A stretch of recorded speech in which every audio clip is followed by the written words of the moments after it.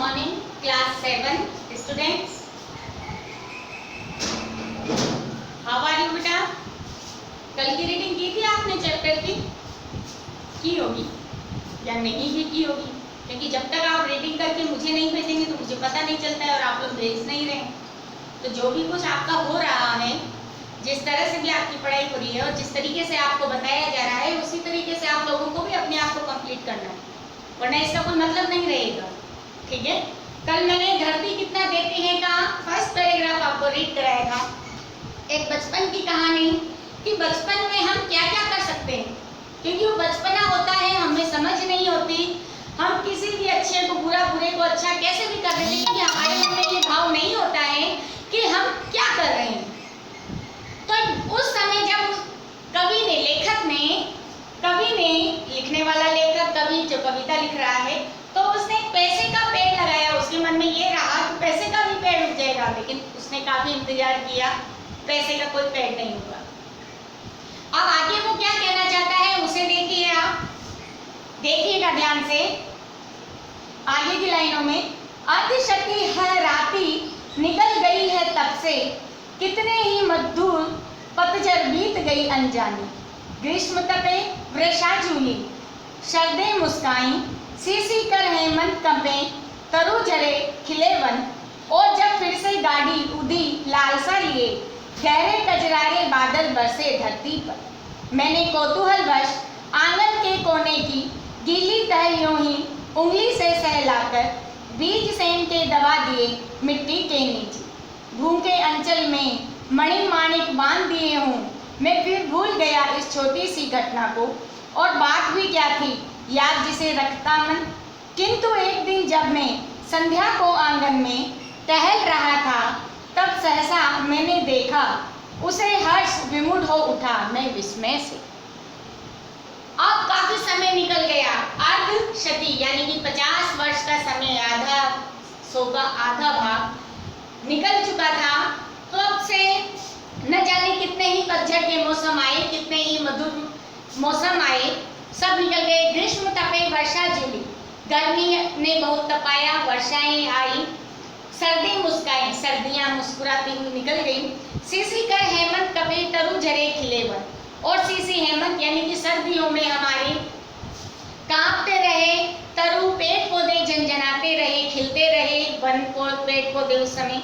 और जब फिर से गाड़ी उड़ी लालसा लिए, गहरे गजरारे बादल बरसे धरती पर। और जब वापस गहरे गाढ़े जब बादल घन घोर हो गए, तो अचानक ही जैसे ही धरती पर बरसने लगे, मैंने कौतूहलवश आंगन के कोने की गीली तह यूं ही उंगली से सहलाकर, क्योंकि अब काफी बड़े हो चुके थे, कभी 50 साल की बात हो चुकी थी, तो उन्होंने क्या किया कि मिट्टी गीली हो चुकी थी बरसात के कारण, तो बैठे बैठे ऐसे ही उंगली से उन्होंने मिट्टी को खुरेदा और उसके अंदर सेम के फली के बीज आते हैं, जिसे आप लोग बालोड़ भी कहते हैं, जी हाँ, उसके बीज अचानक उन्होंने ऐसे ही लगा दिए और लगाकर छोड़ दिए। और फिर मैं भूल गया उस छोटी सी घटना को, और वो उस घटना को भूल गए। लेकिन एक दिन आंगन में टहल रहे थे जब वो, तो अचानक उन्होंने देखा उसे हर्ष विमूढ़ हो उठा मैं विस्मय, और उसे देखकर अचानक मैं विस्मित हो गया। अचानक कौतूहल में देखा, मैंने क्या हो गया, आश्चर्य से मैं उसे देखा कि मैंने यहाँ एक बीज लगाया था। तो क्या हुआ, देखा आंगन के कोने में कोई नवागत छोटे छोटे छाता ताने खड़े हुए हैं। छाता कहूँ कि विजय पताकाएं जीवन की, ये हथेलियां खोले थे वे नन्ही प्यारी, जो भी हो वे हरे हरे उल्लास से भरे, पंख मारकर उड़ने को उत्सुक लगते थे, दिव्य तोड़कर निकले चिड़ियों के बच्चों से। निर्निमेष क्षण भर में उनको रहा देखता, सहसा मुझे स्मरण हो आया कुछ दिन पहले बीज सेन के मैंने रोपे थे आंगन में, और उन्हीं से बोने पौधों की ये पलटन मेरी आंखों के सम्मुख अब खड़ी गर्व से। नन्हे नाटे पेड़ पटक बढ़ती जाती है, तब से उनको राह देखता धीरे धीरे, अनगिनती पत्तों से लद भर गई झाड़ियां, हरे भरे टन गई कई मखमली चंदोवे, बेलें फैल गई बलखा आंगन में लहरा, और सहारा लेकर बाड़े की मटकती का हरे हरे सो झरने टूट पड़े ऊपर को।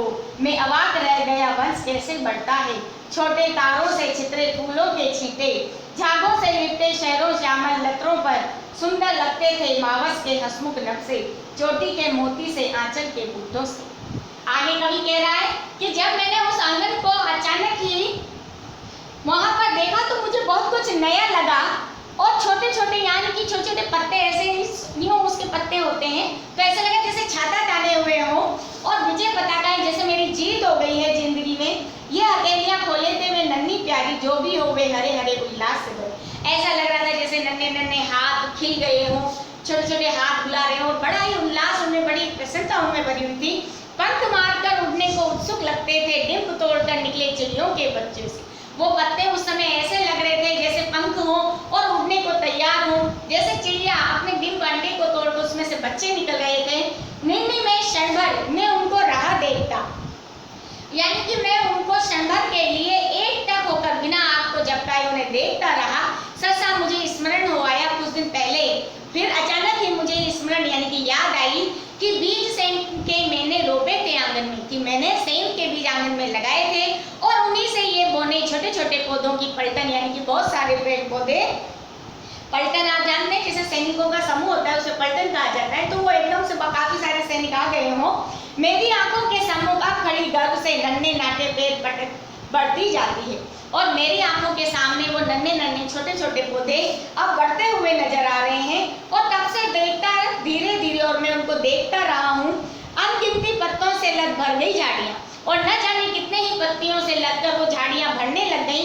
हरे भरे टंग गई कई मखमली चंदों में और कई तरह की चंदों में होता है बेटा मंडप के अंदर वो सजाया जाता है ऊपर शामियाना वगैरह इस चीजों से। तो इस तरह से जैसे वो सारी बेल छा गई हो वो बहुत ही सुंदर लग रही थी।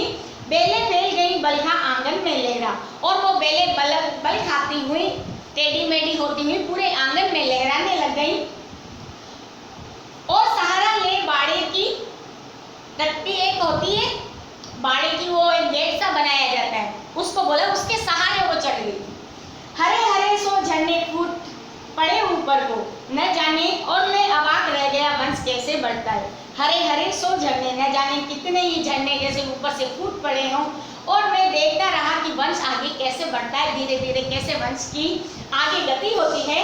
छोटे तारों से छिपे फूलों के छींटे झागों से लिपटे लहरों श्यामल लतरों पर मैंने देखा जैसे वो छोटे छोटे तारे से हैं फूलों के छींटे से उन पर लग रहे हैं, फूल आने लग गए हैं उन पर।